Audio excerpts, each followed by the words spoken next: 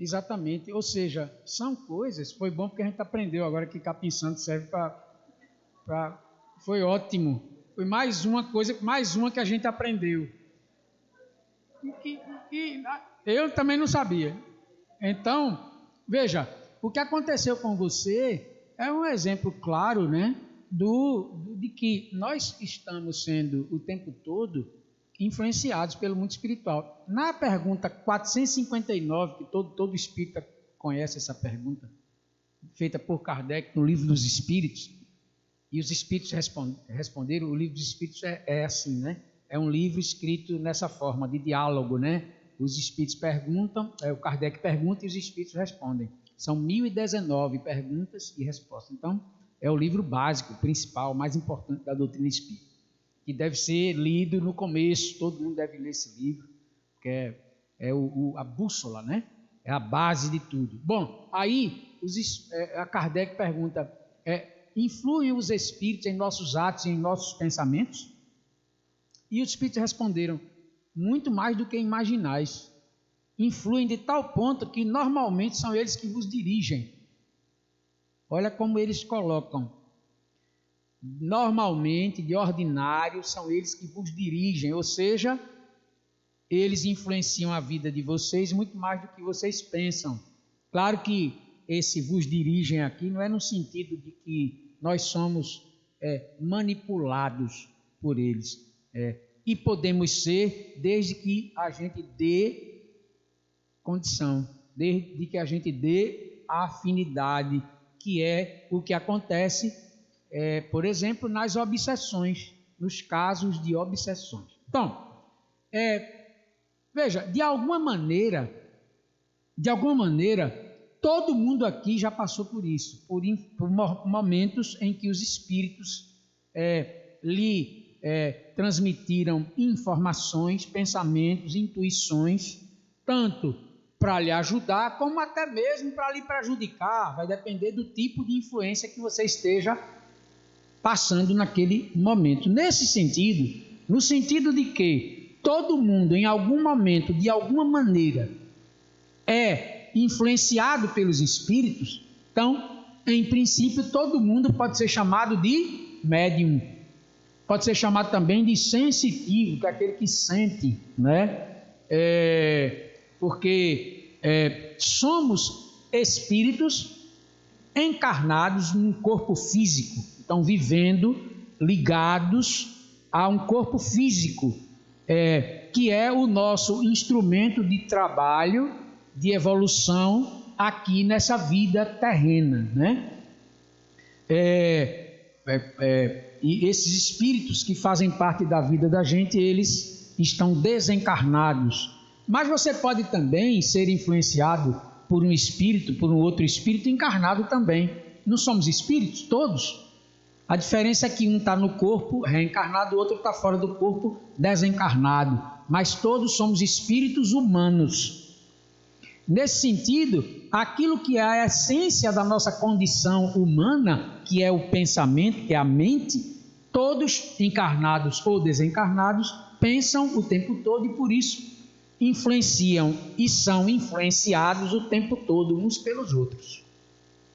De tal maneira que, pelo tipo de vibração que eu estou praticando agora, nesse momento, eu estou aqui pensando para falar, e esse tipo de pensamento que eu estou produzindo aqui, ele gera uma frequência.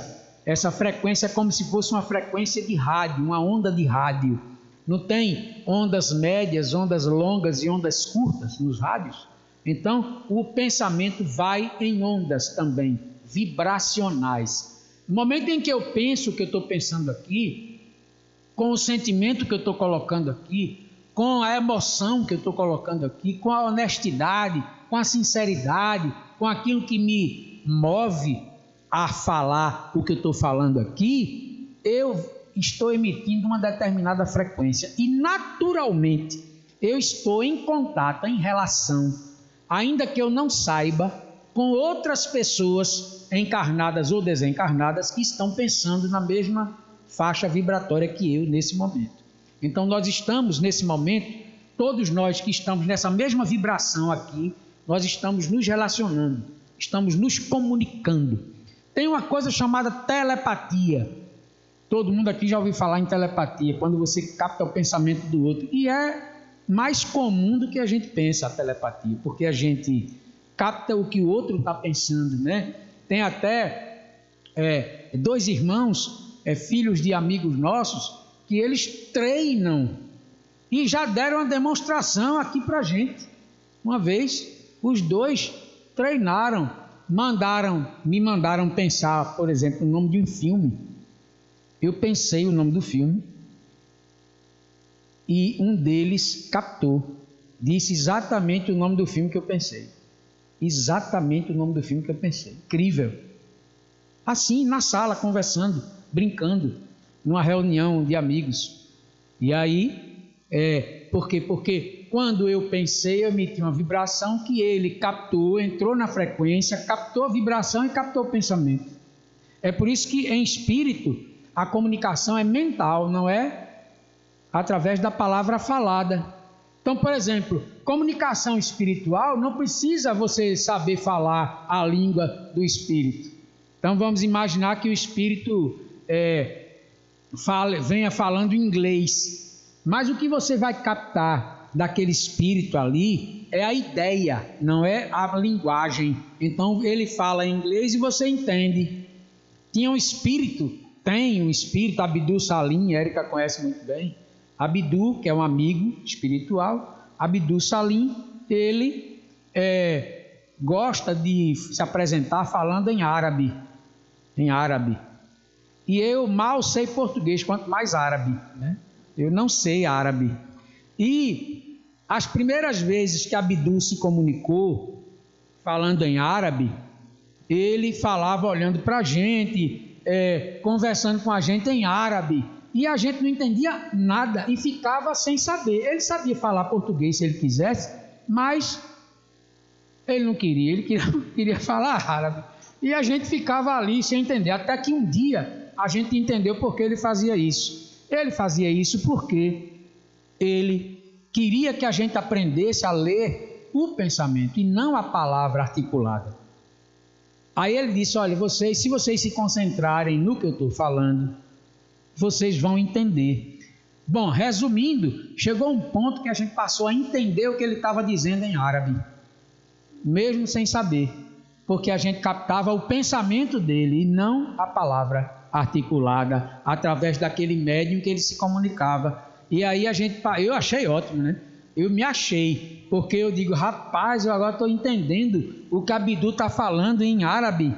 E eu comecei a entender tudo. E os comandos que ele dava, porque era um grupo de trabalhos, né, que a gente tinha, e os comandos eram dados por ele. E a gente trabalhava. E aí ele dando os comandos em árabe e a gente entendendo tudo, com toda certeza, não tinha dúvida nenhuma. Vinha a ideia clara do que ele queria e a gente fazia. Impressionante, incrível. Mas não tem nada de incrível, isso faz parte da vida de todo mundo. A gente acha incrível porque a gente desconhece. O incrível é normalmente atrelado ao desconhecido, né? Na hora que você passa a conhecer, deixa de ser incrível e passa a ser natural. Então, no momento em que você percebe que aquilo tem uma explicação e que não tem nada de sobrenatural, de misterioso, nada disso, então passa a ser natural. E telepatia, comunicação de mente para mente, é absolutamente natural e faz parte da vida de todo mundo. Então, todo mundo aqui é médium. Pronto. Primeiro ponto era esse. Segundo ponto agora.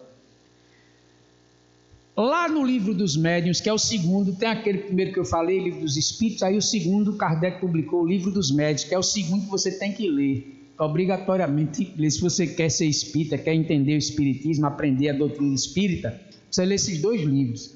Aí no livro dos médiuns, ele diz o seguinte, olha, eu vou, para a gente estabelecer a diferença entre todo mundo ser médium e alguns serem médiuns que trabalham com a mediunidade, ou seja, aí ele chamou de médiuns ostensivos.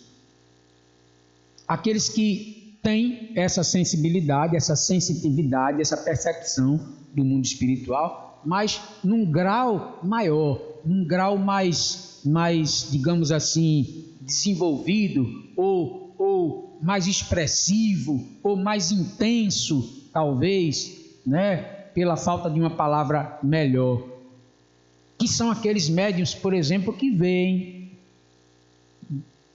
Alguém me dizia hoje, já não me lembro quem foi, já falei com tanta gente hoje, que o espírito aparece para ela e ela conversa com ele. Lembrei agora. Ela conversa. Simples assim. Não precisa ser espírita para ser médium. Notaram isso, né? Claro. A mediunidade é uma condição humana. Independe da crença da pessoa. Eu, por exemplo, tenho um amigo, vou mudar o nome dele para ninguém identificá-lo, porque não pode identificá-lo, ele trabalha no anonimato. Padre Nelson, pronto, é um nome que eu inventei aqui.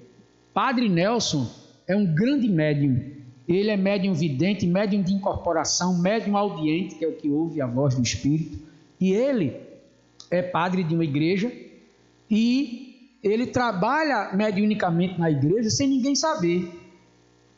Sem ninguém saber, ninguém sabe, nem o Papa sabe. Porque ele quando vai, por exemplo, tem o confessionário, o nome é confessionário, né? Onde a pessoa vai se confessar, pronto. Aí a pessoa vai se confessar e muitas vezes vai um espírito acompanhando a pessoa. Ou o obsessor, ou o guia espiritual dela, não importa, tem um espírito ali.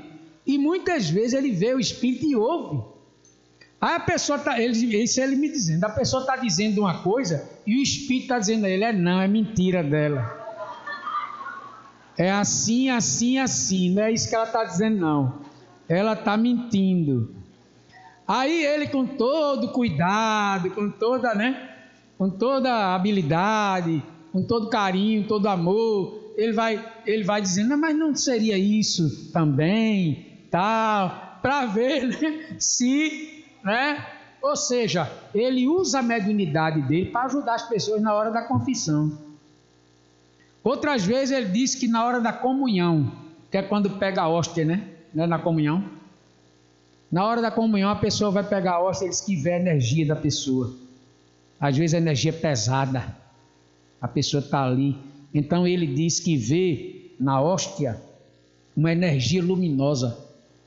Porque vocês imaginem os espíritos do bem, o que não devem fazer na hora ali da missa, né? Na hora da hóstia, por exemplo, ilumina aquela hóstia, é como se, pronto, a hóstia é como se fosse água purificada.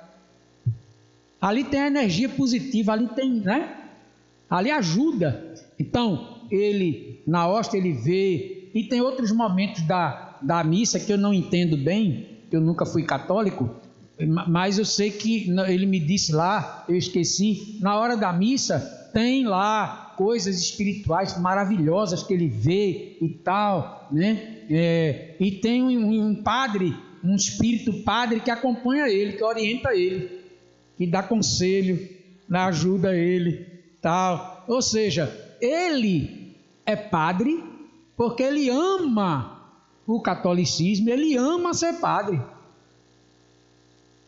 E isso é maravilhoso, porque a melhor coisa do mundo é você fazer o que ama. Nunca deixe de fazer o que você ama. Isso é terapêutico, isso é curativo. Então, faça o que você ama fazer, sempre, não abra mão. Bem que você tem que fazer outra coisa que não gosta, que às vezes é assim, né? A pessoa tem até que trabalhar numa coisa que não gosta muito, mas tem uma coisa que você ama fazer. Não, por exemplo, eu adoro fazer bolo, então faça bolo, faça. Aí se quiser pode mandar até um pedaço para mim, para ver se eu aprovo. Rose sabe fazer cada bolo. Então faça o que você ama, é o que ele faz, ele ama ser padre, pronto, ele está lá na dele, feliz da vida porque é padre. Mas não deixa de ser médium, porque a mediunidade não é um atributo, uma propriedade do espiritismo. A mediunidade é uma condição inerente ao ser humano, a qualquer pessoa. Qualquer pessoa pode ter essa mediunidade assim ostensiva. Qualquer pessoa. E ele é um instrumento. E isso. Claro. Porque veja, se existe espírito em toda parte, se todo mundo é um espírito, então não dá para a gente imaginar, acreditar que só existe espírito no centro espírita e só existe passe e tratamento espiritual no centro espírita. Claro que não, né? Claro que não. Existe espírito ajudando as pessoas em todo lugar. A diferença é que no espiritismo a gente trabalha diretamente com isso e mais que isso, a gente estuda e a gente trata a mediunidade como ciência. É diferente de outras religiões que trabalham também com a mediunidade, como a gente, só que não tem essa parte do estudo, não tem essa parte do conhecimento, da informação, da ciência espiritual. Então não tem, é só a prática pela prática, que também é maravilhoso, né? Estão aí os terreiros de Umbanda, de Candomblé e outras religiões maravilhosas, todas maravilhosas, que ajudam tantas pessoas. Então isso é uma prova de que a mediunidade está presente em toda parte, porque onde uma pessoa estiver, a mediunidade estará lá, né? A diferença é que aqui na doutrina espírita a gente estuda a mediunidade como ciência. O espiritismo é uma ciência. Na realidade, essa é a definição de espiritismo. Quem dá é Allan Kardec, na minha opinião, é mais completa. Lá no livro Evangelho segundo o Espiritismo, que é o terceiro, tem aquele primeiro que eu falei, os Espíritos, depois o livro dos Médiuns e depois o Evangelho segundo o Espiritismo. Nesse livro ele começa dizendo que o Espiritismo é a ciência nova, que vem demonstrar aos homens, por meio de provas irrecusáveis, a existência e a natureza do mundo espiritual, bem como as suas relações com o mundo corporal. Olha que definição, para mim é a melhor de todas. E ele começa dizendo exatamente isso: o Espiritismo é a ciência nova. Nova por quê? Porque, embora seja a ciência ligada às ciências humanas, a essência, o centro de estudo das ciências humanas é o homem. O Espiritismo é chamado de ciência nova porque trata do homem também espiritual, do homem também fora do corpo físico, né? E mais que isso, trata das relações que existem entre o mundo espiritual e o mundo material, e mais que isso, trata da possibilidade da volta desse espírito que está no mundo espiritual a uma nova vida, através de uma lei da natureza chamada lei da reencarnação. Então o espiritismo é, digamos assim, uma ciência que se debruça sobre o mundo espiritual, a natureza do mundo espiritual, as relações que ele tem com o mundo material e a possibilidade do espírito desencarnado voltar a viver uma nova vida pela reencarnação. Então, como as pessoas falam, o aspecto, digamos assim, religioso do espiritismo, ele está muito mais no senso, lá é uma das opções de religião, né? No senso, do que na vida prática. Na vida prática, o espiritismo é ciência. Agora, é uma ciência que traz um código de ética, de comportamento, de atitude. Aí Allan Kardec fez o quê? Onde é que eu vou buscar o código de ética para a doutrina espírita? Aí ele foi pegar em Jesus. Não o Jesus das religiões, mas aí eu costumo separar Jesus Cristo de Jesus de Nazaré. Para mim é diferente. Jesus Cristo é o Jesus das religiões, do que a religião fez de Jesus, não é? Que, como vocês sabem, Jesus nunca criou religião, Jesus nunca valorizou esse tipo de cultura, né?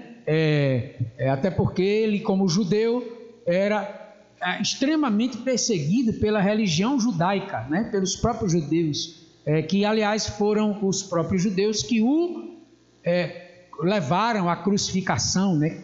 Convenceram de certa forma Roma a crucificá-lo. Então, e ele podia ter criado uma religião, mas ele não criou. E só mais de 300 anos depois da morte de Jesus é que Roma resolveu fundir a religião romana com um movimento chamado cristianismo, que foi criado depois de Jesus. O movimento cristão foi o movimento das pessoas que seguiam Jesus depois que ele morreu. Então virou um movimento que se chamou de cristianismo. E aí Roma resolveu juntar o cristianismo, que era um movimento muito forte já, muito badalado, muito intenso, que crescia cada vez mais. Então Roma, preocupada com o crescimento do movimento cristão, Roma resolveu juntar o cristianismo com o paganismo, que era a religião romana na época, né? E aí fundou-se o catolicismo, né? Aí já mais de 300 anos depois de Jesus. Então, para mim, Jesus Cristo é o Jesus das religiões. E Jesus de Nazaré é o Jesus homem, é o Jesus pessoa, é o Jesus atitude, independente da conotação mística, da conotação religiosa que foi dada a ele. A revelia de sua própria vontade, claro. Então, aí Allan Kardec vai pegar lá em Jesus de Nazaré, em Jesus atitude, a referência de comportamento e de atitude ética para a gente. Não se trata de moral, não se fala de moral. Moral é diferente de ética. Moral é aquilo que é certo e aquilo que é errado. Só que moral tem tempo certo para acabar, tem prazo de validade. Moral depende da época, moral depende do povo, do costume, moral depende dos valores daquela sociedade. Moral é uma criação humana. Moral é algo que serve para um momento e não serve para outro. Moral é aquela tabelinha. Do lado esquerdo é o que você pode fazer, do lado direito é o que você não pode fazer porque é errado. Se você fizer essa tabela e aplicar na sua vida, amanhã, se você fizer essa tabela hoje, amanhã ela já estará ultrapassada. Porque o mundo muda o tempo todo, você também muda o tempo todo. E quantas coisas que numa determinada época eram verdadeiros absurdos, hoje são considerados perfeitamente normais, né? Porque isso está ligado à moral. Ética é outra coisa. Ética é como se fosse a inteligência humana a serviço do bem de todos. Mais ou menos isso. Ética seria isso. Ética não é uma criação humana. Ética está acima de nossa humanidade. Ética está se relacionando muito mais com a nossa espiritualidade, independente aqui de conotação religiosa. Então, Allan Kardec pega em Jesus a ética cristã, e coloca na essência do pensamento espírita. Então, o espiritismo é chamado de religião por algumas pessoas, porque Jesus está dentro do espiritismo, mas as pessoas misturam. É como se o Jesus Cristo fosse trazido para o espiritismo, e não é verdade. Não há o Cristo religioso no espiritismo, há o Cristo amor. O Cristo amor na atitude, na prática, né? É por isso que ser cristão ou ser espírita tem a ver com atitude, não tem a ver com acreditar, com crença, né? A gente brinca às vezes, dizendo que às vezes a pessoa entra na casa espírita, mas o espiritismo não entra na pessoa. Uma coisa é você entrar no centro, outra coisa é a doutrina entrar em você. Entrar é como se fosse no sentido prático, né? Prático. Como eu falei agora há pouco, é preciso que haja uma consequência prática na minha vida. É preciso que eu me torne uma pessoa melhor com o que eu aprendi com o espiritismo. Se não serviu para eu me tornar uma pessoa melhor, de nada adiantou para mim, a não ser o conhecimento que eu adquiri. Claro, isso é válido, é importante, mas é preciso que isso tenha um rebatimento, uma consequência prática em minha vida. Então, voltando lá para o Padre Nelson, ele é médium, porque para você ser médium não depende de idade, não depende de gênero, não depende de crença, não depende nem de caráter. O mau caráter pode ter uma mediunidade extraordinária. E um verdadeiro santo pode não ter mediunidade ostensiva. Prova disso, Allan Kardec, por incrível que pareça, Allan Kardec não era médium ostensivo. Não era. Ele não tinha. Todo o trabalho que ele fez foi com uma equipe de médiuns que ele trabalhava, que ele escolheu para trabalhar e lidar com os espíritos, receber as mensagens e tudo mais. Então, ele mesmo não era médium, né? Eu brinco dizendo que Dona Gilda Queiroz, minha mãe, que ainda é a presidente, não está podendo vir mais, mas ainda é a presidente aqui da casa, eu sou só enxerido, né? Mas de fato é ela, né? Então, ela é uma pessoa, quem conheceu, Carla conheceu, é uma pessoa extraordinária, né? É uma referência de amor aqui para a gente, né? É amor puro, e ela não é médium também, ostensiva, não é, né? E às vezes uma pessoa que nem quer, não queria, tem gente que me diz aqui na triagem, mas eu não queria ser médium, eu não queria esse negócio, porque eu tenho medo, né? Eu tenho medo, né? E a pessoa sem querer tem, a outro que deseja, tem gente que adoraria ser médium e não é assim, porque tem a ver com a natureza biológica, é uma predisposição orgânica à mediunidade, não é uma escolha, não é um escolhido, não é um privilegiado, não, é uma pessoa que veio com aquela condição, digamos assim. Não é para trabalhar não, viu gente? Desconstrua isso na sua mente. Se você acredita nisso, desacredite, desaprenda essa coisa de que se você é médium, você veio para trabalhar, e se você não trabalhar, você vai adoecer. Não sei se alguém já ouviu falar nisso aqui.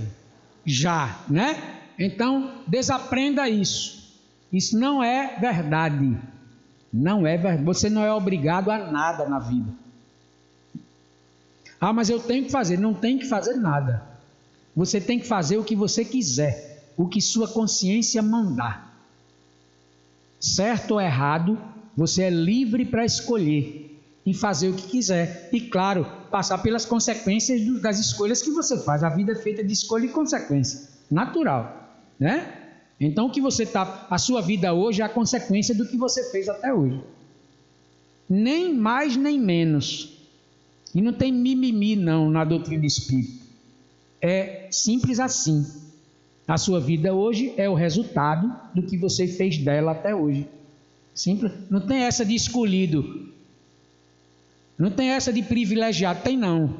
Não tem. Tem gente que pensa que é assim. Não, eu sempre fiz a caridade. Então, em consequência, né?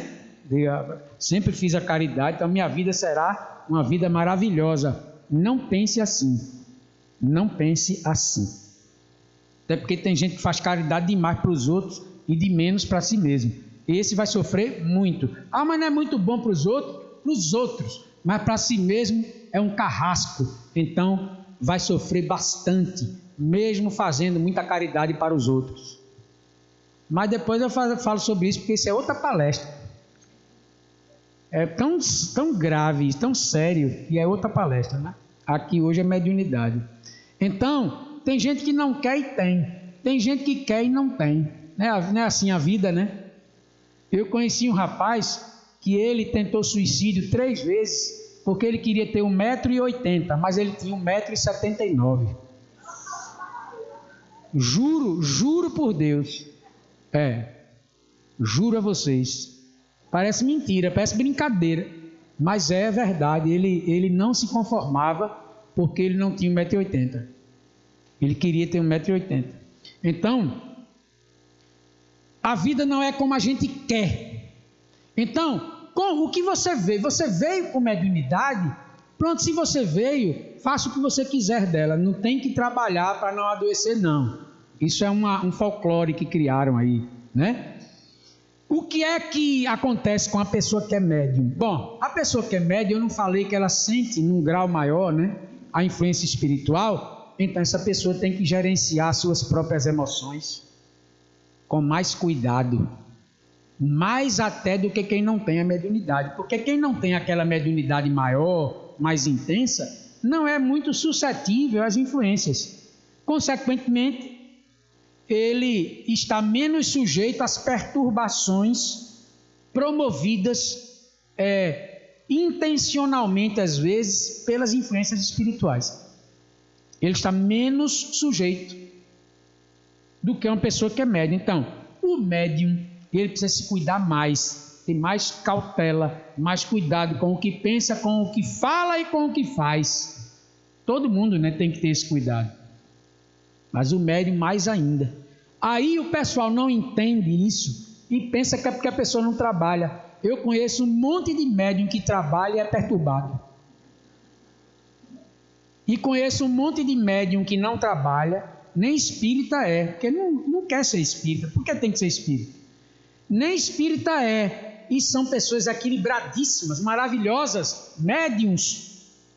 Há exemplo do Padre Nelson, que nem pode dizer que é médium. Se ele disser, ele sai.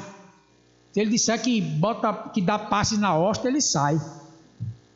Ele dá passe na hóstia, né? Não tem aquele copinho que bota a hóstia, né? A tacinha.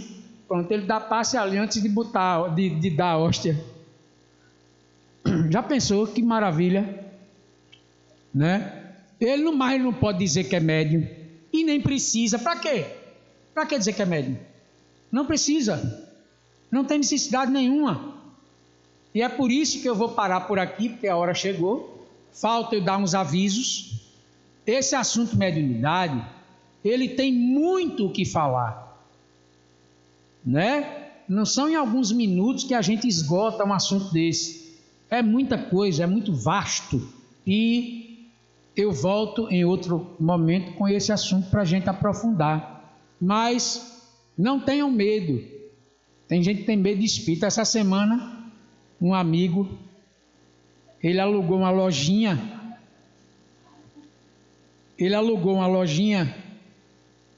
pequenininha, não tem nem janela, é uma lojinha, só tem a porta. E ele estava lá dentro, pintando e organizando, e a porta fechada. Aí tinha no cantinho da sala, da lojinha, tinha um monte de papéis e um papelão grande, grosso, pesado em cima. E ele estava na escada consertando lá, não sei o que, lá na eletricidade. Foi quando ele de repente ouviu aquele barulho arrastando. É quando ele se virou, o papelão que estava em cima dos papéis voou, foi bater lá do outro lado da sala. Isso sem janela, sem vento nenhum, não tinha janela aberta, nada. Ele disse que deu um pulo da escada e foi para a rua. Estava chovendo, foi quarta-feira, parece, estava chovendo muito. Ele disse que ficou na rua porque essa lojinha saiu, está na rua. Ele ficou na chuva, ele parecia um pinto molhado, todo arrepiado, e não entrou mais de jeito nenhum. Fechou, deixou tudo lá dentro que tinha, ele deixou lá dentro. Fechou a loja e foi embora para casa e só voltou com outra pessoa no outro dia. Não voltou mais. Ele disse: jamais eu voltarei sozinho nessa loja. Ou seja, ele teve medo desnecessariamente, porque os espíritos não fazem mal. Olha, se algum mal, algum espírito pode fazer a você, é pelo pensamento. Então cuide de seus pensamentos e nenhum mal você sofrerá dos espíritos. As pessoas chegam aqui às vezes preocupadas com a obsessão. A obsessão existe, às vezes a gente de fato está obsidiado, faz parte, é uma doença espiritual. Aqui tem tratamento. Teve gente que recebeu na fichinha aí desobsessão, então vai fazer a sua desobsessão, tranquilo. Mas é só pelo pensamento. A influência que os espíritos exercem sobre você é pelo pensamento. Cuide de seu pensamento e você não terá maiores dificuldades no campo espiritual.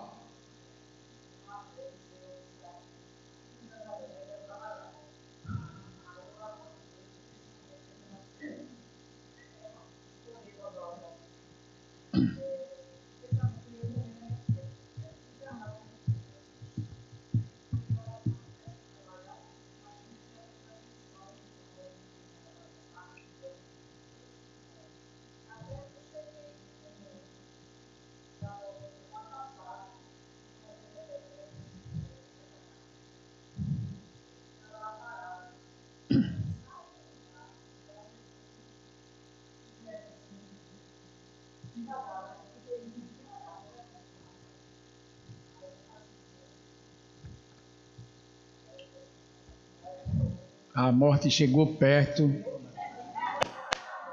Chegou perto. Aí é para agradecer a Deus na hora.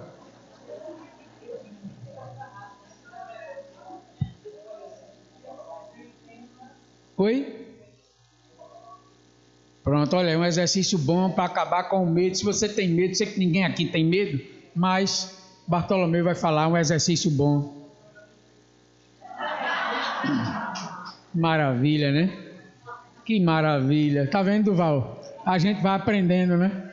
É vivendo e aprendendo, né? Bom, nós vamos fazer a prece de encerramento, é onde tem o passe coletivo, o passe espiritual. Mas antes tem alguma... Os avisos são meus. Pronto. Antes de Duval, você fala? Pronto, ele vai dar um aviso aqui. Olha, ele gostou. Antes do aviso de Duval, eu tenho aqui em mãos um livro que é leitura obrigatória. Quem não leu ainda, faça isso porque é uma pérola. Livro Espiritismo, Educação, Gênero e Sexualidades. Então, para a gente acabar de uma vez por todas com o preconceito, a gente precisa ler esse livro. É o que é que o pensamento espírita fala sobre essa questão da sexualidade, da complexidade, né, desse assunto. LGBTQIAP+, tem um P agora. LGBTQIAP+. A gente precisa falar sobre isso aqui dentro para acabar com o preconceito de uma vez. Principalmente o preconceito estrutural, aquele que faz parte da nossa linguagem, da nossa maneira de pensar, dos valores que a gente acredita. Então, leiam esse livro. Eu tenho aqui 3 exemplares, parece que tem mais um na livraria. Custa R$60 e você terá a oportunidade de aprender com Alexandre Júnior, que é um estudioso, um pesquisador, e que esteve aqui fazendo o lançamento desse livro. Nós fizemos um seminário aqui, de 4 domingos, só com Alexandre Júnior, sobre esse tema.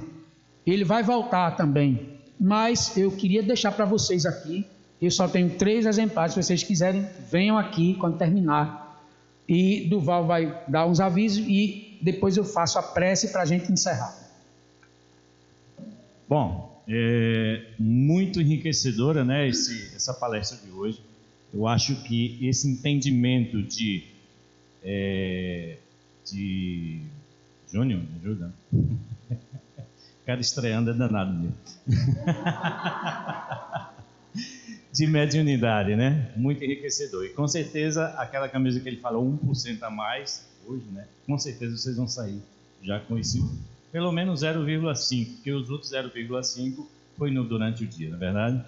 Bom, aproveitando aí que a chuva está caindo, que lá fora está mais frio do que aqui dentro, né? Temos ainda aí na nossa lanchonete, porque algumas pessoas poderão ter dificuldade, demora em chegar em casa. Então é bom levar uma empada. Temos ainda empada, temos pastel de forno, temos quiche, né? Poxa! Temos pé de moleque ainda, Eita. em ritmo de São João, não é verdade?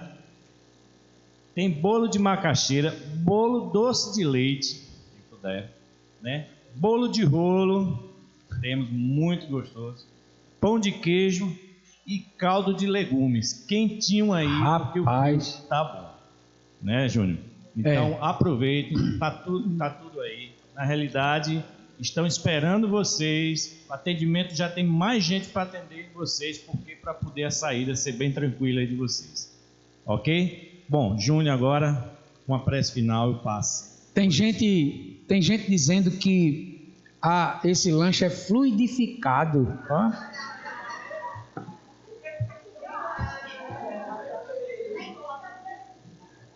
Aí eu não sei se engorda, mas é fluidificado. Engorda não, Ana Nery, a autoridade aqui, está dizendo que não engorda.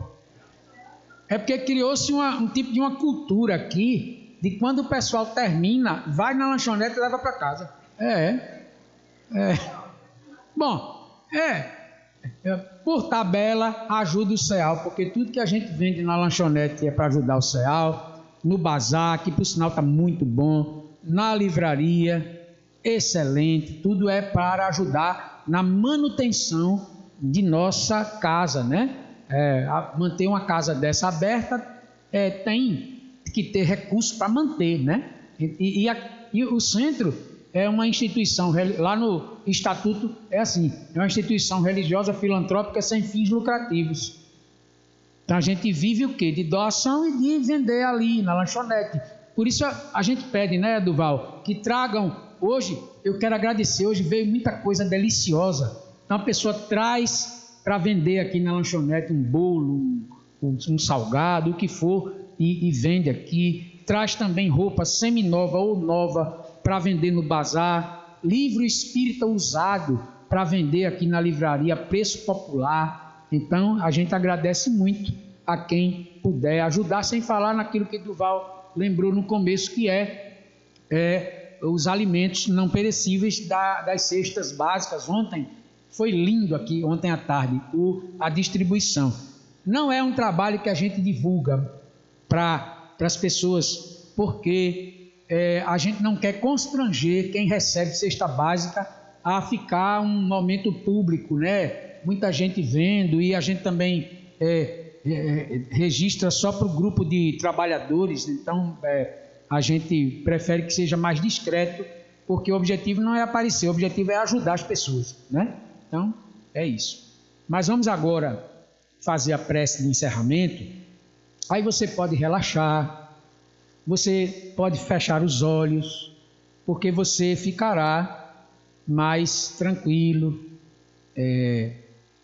e em condições de receber essa ajuda que a gente vai receber agora dos espíritos amigos, trabalhadores do CEAL. E então, nesse final de tarde de trabalhos em nossa casa de amor, nós agradecemos a Deus por esta oportunidade. Tudo que nós queremos já aconteceu. Tudo que nós viemos buscar aqui já aconteceu, porque nós confiamos em Deus e sabemos que a sua providência, que a sua misericórdia, que a sua bondade, ela se recai sobre todos nós sempre, mesmo até que não aconteça exatamente do jeito que nós gostaríamos que acontecesse. Deus é amor acima de tudo, e é nesta frequência, nesta vibração de amor que nós agradecemos pelo concurso dos espíritos superiores, trabalhadores do CEAL, que neste momento nos ajudam, aplicando-nos passes revigorantes, restauradores de nossa saúde física, de nossa saúde emocional, de nossa saúde espiritual. Agradecemos pela generosidade, pelo amor, pela dedicação, pela caridade desses espíritos abnegados e devotados e dedicados ao bem. Muito obrigado ao guia espiritual desta casa, que normalmente nos visita para nos fortalecer a fé nos fortalecer a esperança. Muito obrigado pela existência desta casa que nos acolhe, que nos abriga, que nos recebe com tanto amor. Muito obrigado, meu Deus, pelas oportunidades que estamos recebendo em nossos dias. Muito obrigado também pela dor que nos testa, que nos põe à prova e que nos faz evoluir, porque sabemos que a dor de um lado machuca, mas de outro lado amadurece.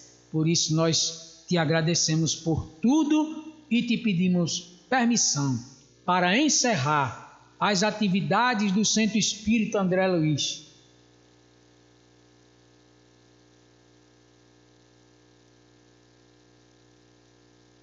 Desta tarde. Muita paz e até o próximo domingo, se Deus quiser.